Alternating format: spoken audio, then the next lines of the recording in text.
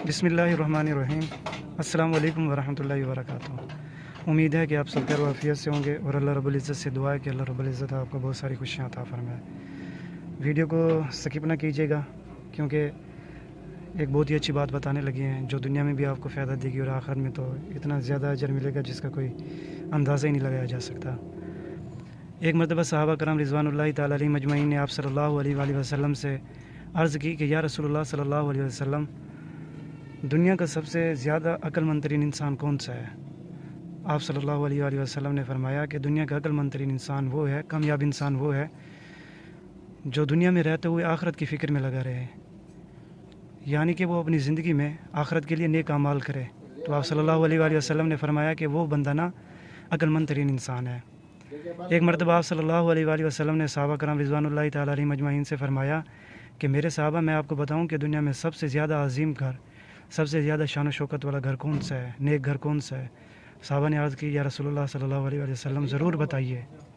हमारे प्यारे नबी हज़रत मोहम्मद सल्लल्लाहु अलैहि वसल्लम ने फरमाया कि दुनिया का सबसे अजीम घर वो है जिसमें एक यतीम बच्चा रहता हो और उसके साथ अच्छा सलूक किया जाता हो, उसकी हर ज़रूरियात का ख्याल रखा जाता हो। फिर आप सल्लल्लाहु अलैहि वसल्लम ने फरमाया कि जो बंदा यतीम बच्चे की कफ़ालत करता है, मस्कीनों की कफ़ालत करता है, गरीबों की कफ़ालत करता है, कल क़यामत के दिन उस बंदे के दरमियान और मेरे दरमियान 2 उंगलियों के बराबर फ़र्क होगा। ऐसे करके आप सल्लल्लाहु अलैहि वसल्लम ने फरमाया, अल्लाह पाक कमी बेशी माफ़ फरमाए, एक शहादत वाली उंगली और दूसरी दरमियान वाली उंगली। अल्लाह रब्बुल इज़्ज़त गरीब बंदों से कल क़यामत के दिन फरमाएंगे कि जाओ, जिसने तुम्हें एक गिलास पानी पिलाया हो, जिसने तुम्हारी छोटी सी भी ज़रूरत का ख्याल रखा हो, उस बंदे का हाथ पकड़ के उसे जन्नत में ले जाओ। कितनी खुश नसीबी की बात है। तो हमें गरीबों का, यतीमों का, मस्कीनों का और ज़रूरतमंदों की ना ज़रूरत का ख्याल रखा जाए। ये जो गाड़ी है ये 2013 मॉडल करोला गाड़ी है। इसमें जो एरर आ रहा है ना, ऑनर का कहना है कि जब गाड़ी आइडल पर खड़ी होती है, मैं गाड़ी को एक्सेलरेट करता हूँ तो गाड़ी बिल्कुल सही एक्सेलरेट होती है, कोई मिसिंग वगैरह नहीं है। लेकिन जब गाड़ी रनिंग में होती है तो गाड़ी की पिक नहीं है, तो गाड़ी ऐसे चलती है जैसे गाड़ी पर ना बोझ आया हुआ हो, जैसे गाड़ी ने पीछे किसी और गाड़ी को टो किया हुआ हो। जैसे क्लच प्लेट वगैरह ख़त्म हो जाती है ना, गाड़ी ज़ोर लगाती है, इंजन पर ज़ोर सा पड़ जाता है, तो इस तरह है। तो ये गाड़ी एक मेरे दोस्त ने इसको रिपेयर की है, क्लियर करने लगे इस गाड़ी को। तो उसने इस गाड़ी का फ्यूल पंप सबसे पहले चेंज किया है, जैसे उसने मुझे बताया है। फिर उसने इसकी कोयलें चेंज की हैं, प्लग चेंज किया है, इसके इंजेक्टर वगैरह चेंज किया है, इसका कैम क्रैक सेंसर चेंज किया है, इसका mass air flow sensor change किया है। ऑनर से भी मैंने पूछा है, वो कहता है कि बिल्कुल जैसे ही वो आपको बता रहा है ना, उसने यही सारी चीज़ें चेंज की हैं उसने, लेकिन गाड़ी की फिर भी पिक नहीं है। तो अभी इस गाड़ी को डायग्नोस करते हैं, तो इंशाल्लाह क्लियर करने की कोशिश करते हैं। अल्लाह रब्बुल इज़्ज़त इंशाल्लाह मदद फरमाएंगे। इस गाड़ी को क्लियर करते हैं, लगाते हैं इसको स्कैनर, पहले डीटीसी चेक करते हैं कोई इंजन में डीटीसी तो नहीं है। गाड़ी को मैंने सल्फ़ लगाया है, ये गाड़ी को सल्फ़ लगा रहे हैं। गाड़ी चेक इंजन लाइट भी नहीं दे रही, ठीक है ना। चेक करते हैं, इंशाल्लाह फॉल्ट सामने ही आ जाएगा। देखते हैं कि कोई डीटीसी है या नहीं है, लेकिन चेक इंजन लाइट नहीं आ रही, इससे यही है कि डीटीसी भी नहीं होगी। अभी डीटीसी पर सिलेक्ट करते हैं, नो डीटीसी। तो लाइव डाटा में चलकर चेक करते हैं जो सेंसर है ना वो सही वर्क कर रहे हैं या कोई सेंसर ख़राब तो नहीं है।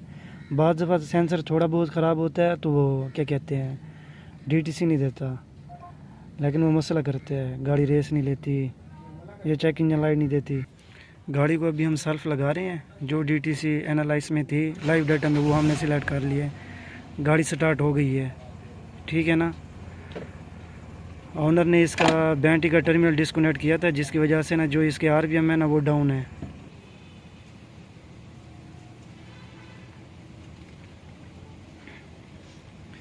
जो मास एयर फ्लो सेंसर है ना उसकी भी रीडिंग सही है, और जो इनटेक एयर टेम्परेचर सेंसर है इसकी भी रीडिंग सही है, इन दोनों की। ऑटो सेंसर जो है ना 0.895 मिलीवोल्ट, यहाँ पर ये स्टक है। गाड़ी को भी एक्सेलरेट करते हैं, ये अपनी रीडिंग चेंज करता है, फिर तो इसका मसला नहीं है। बगैर एक्सेलरेट करने से ना ये अपनी रीडिंग चेंज कर रहा है, इसका इशू नहीं है। अभी एक्सीलीटर को चेक करते हैं, सेंसर 1 और सेंसर 2 को एक्सेलरेट करके। ठीक है, ये भी रीडिंग दे रहे हैं दोनों। VVTi सेंसर को चेक करें, अभी एक्सेलरेट करेंगे तो इसको ऑफ हो जाना चाहिए। ठीक है, ये अभी ऑफ हुआ है VVTi सेंसर।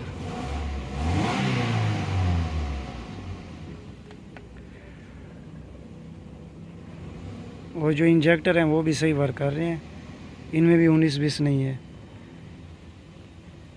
ठीक है, आइडल आरपीएम पर थोड़ा आरपीएम फ्लक्चुएट कर रहे हैं, जिसकी वजह से ना इनकी जो वैल्यूज़ हैं ना वो अप डाउन हो रही हैं।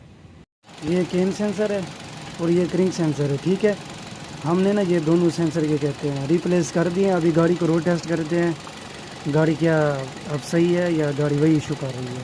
ठीक है, फिर चेक करवाते हैं। स्कैनर ऑलरेडी हमने इसको लगा रखा है, अभी रोड टेस्ट के लिए निकले हैं हम। और स्कैनर ने हमने लाइव डाटा चेक किया है। इसमें स्कैनर में जो कोई भी सेंसर है ना, mass air flow sensor, oxygen sensor और फ्यूल इंजेक्टर वगैरह जो है ना वो अपनी रीडिंग सही दे रहे हैं। और the weather is very hot today, मौसम आज बहुत ज़्यादा गर्म है, जिसकी वजह से अभी मैं स्कैनर पर कर रहा हूँ ना, अभी इसकी रीडिंग ना सही तरह से मोबाइल में रिकॉर्ड नहीं हो रही। तो ये देखें, अभी हम रोड टेस्ट पर निकले हैं ना, तो गाड़ी अभी मिसिंग कर रही है। ठीक है, हल्का सा गाड़ी झटका भी दे रही है और गाड़ी मिसिंग कर रही है। इसका मतलब ये है कि जो केम और क्रैंक सेंसर हमने लगाया है ना, जो इस गाड़ी के थे वो सही थे, जो हमने लगाए हैं वो भी सही है, लेकिन गाड़ी जो है ना वो मिसिंग नहीं छोड़ रही। अब जो इसका ECM है ना, ECM रिप्लेस करने लगे हैं। दूसरे ये वाला ECM लगाते हैं जी, ऑलरेडी इसको ECM लगा है, इसका अपना ECM लगाते हैं, शायद कि इसके ECM में मसला हो। अभी हमने इसका ECM भी चेंज किया है, सही है, गाड़ी वैसे ही है, गाड़ी में कोई फ़र्क नहीं आ रहा, गाड़ी पर वही बोझ है। इसका ECM रिप्लेस कर दिया है, लेकिन गाड़ी फिर भी क्लियर नहीं हो रही। ठीक है, गाड़ी की पिक वैसे नहीं है जैसे सही गाड़ी की होती है पिक। अभी जो इसके सेंसर बच गए हैं ना, उन सेंसरों को हम डायग्नोस करते हैं, देखते हैं, इंशाल्लाह गाड़ी क्लियर करते हैं। रोड टेस्ट कर लिए, जो हमने ECM लगाया था इस ECM पे भी गाड़ी सही नहीं है। अभी जो इसके सेंसर बचे हैं, जिस सेंसर पर डाउट जा रहा है ना, तो शायद कि हो सकता है जो इसका नॉक सेंसर है उसकी वायर वगैरह कहीं पे जो है वो ग्राउंड ना कर रही हो, क्योंकि इसकी जो वायरिंग है ना, यहाँ से ये देख रहे हैं वायरिंग इससे यहाँ से ना इसकी बिल्कुल सही नहीं है, क्योंकि यहाँ से जो है ना सिर्फ नॉक सेंसर की वायरिंग ही जा रही है नीचे। तो अभी चेक करते हैं इसको कि क्या सूरत हाल है। यहाँ से वायरिंग ना नॉक सेंसर की तरफ जा रही है।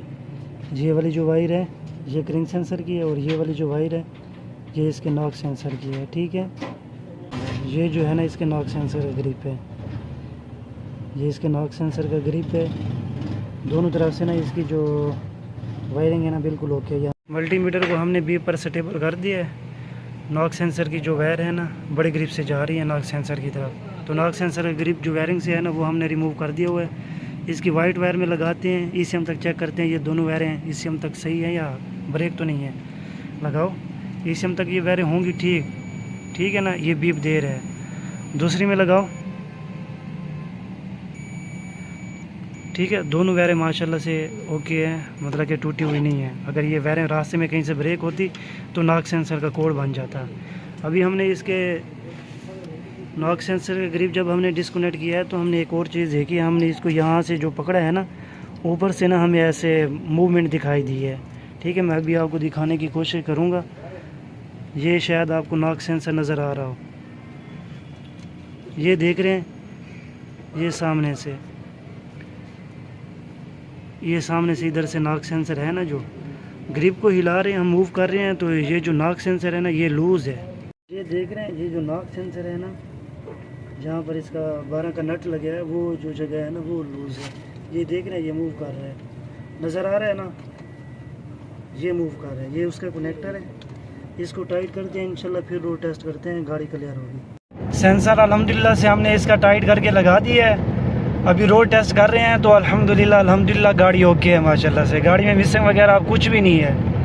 ठीक है, और पहले जब गाड़ी एरर दे रही थी ना, जब गाड़ी मिसिंग कर रही थी, तो उस टाइम जैसे फ्यूल पंप वीक होता है क्लच प्लेट ख़त्म होती है, इंजन वीक होता है, उसी तरह की मिसिंग कर रही थी। अब माशाल्लाह से गाड़ी बिल्कुल ओके है, हल्का सा पैर देते हैं तो माशाल्लाह गाड़ी सही रनिंग करती है माशाल्लाह।